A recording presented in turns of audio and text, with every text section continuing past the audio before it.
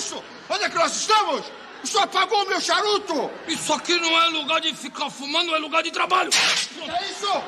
Vossa Excelência está com inveja. Está aqui o charuto que eu lhe ofereço.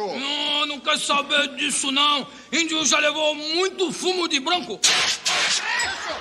Eu posso saber por que essa coisa é ridícula? Engraçado, né, doutor Marizinho?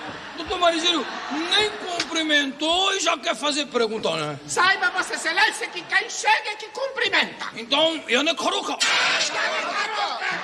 Pronto. Agora eu posso saber por que essa coisa ridícula, esse extintor. Isso não é coisa ridícula, não. Isso é campanha que índio vai lançar pela TV Gorobo, pedindo um extintor para cada índio. E pra que índio quer extintor de incêndio? Índio quer extintor de incêndio porque chega banco, né? Terra de índio, né? Chega com construtora, põe fogo na terra, né? Tira tudo que tem, queima, só para fazer construção. Índio quer chegar lá no fogo e apaga.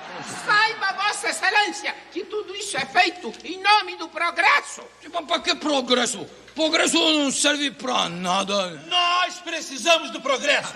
Por que precisamos do progresso? Índio nunca teve progresso e nunca ficou devendo 100 bilhões de dólares.